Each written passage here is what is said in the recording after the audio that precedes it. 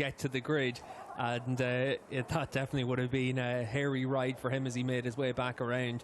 And weather not easing up to any great extent. Yeah, and there are a lot of dark clouds still in the area where the weather's been coming from. So that is the challenge. And you can see there for Jonathan Ray just giving Jake, his son there, a little bit of good luck. Is pretty much the current answer.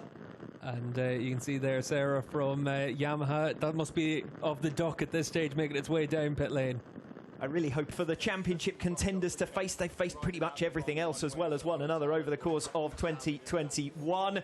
But it doesn't look as though there's going to be any way for them to face these conditions here this afternoon. Yeah, and certainly they'll make a decision fairly soon about that. But the riders, you can see, they're in no rush to be out on track. They know exactly what the conditions are like, teams as well. So as it is, everyone else, they just need to try and keep themselves calm at this stage and just see what happens at the top of the hour.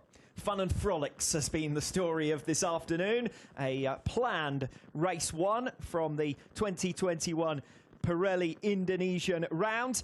But we'll have to wait and see when we can finally get underway with the first ever Superbike World Championship race around this venue. For now, at least, it's going to be a goodbye from the Mandalika International Circuit. That was the highlight of this season. It has been a big challenge for him after switching from the Yamaha squad last year. Certainly secondary to the Riders World Championship fight, the manufacturers' standings.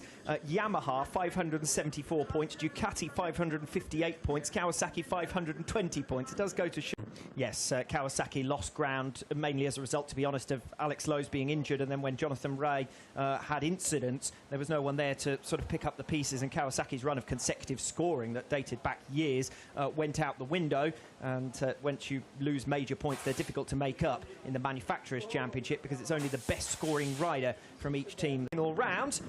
And at the moment, the water is coming up to your ankles. Yeah, and that gives you the perfect illustration of just how much standing water there is.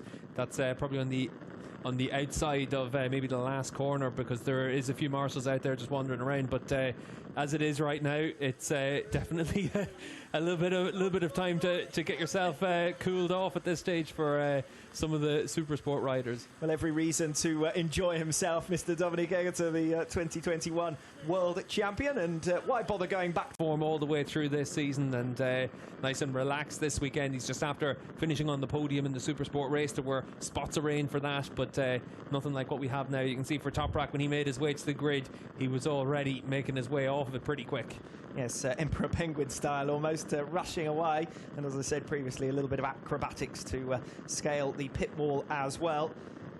But this looks to me like a mere formality. Olympic depth swimming pool, but we're getting closer and closer. You saw just from the marshal there, the water up to his ankles. Yeah, and it is just keeping to come down at the same degree as well. You can see from these shots just how wet it is out there. And we saw when the safety car was doing its lap. Certainly for the Superbike riders, they're going to just have to come together. They could well be able to talk as the Safety Commission. Traditionally, we see three riders from the Safety Commission come together and make a decision about what to do. We saw that through this season has been tremendous. You can see for doesn't stop us from offering some conjecture, though, does it? It might be above our pay grade, but it won't stop us from passing comment as Toprak Razgatlioglu gives a little bit of an extra dousing to Jules Cluzel. Well, I said previously I wanted to know where Cluzel had managed to get to. The number 16 tattoo on his back gives it away, if nothing else. And he and Dominic Egerter before how we could possibly be racing in this situation.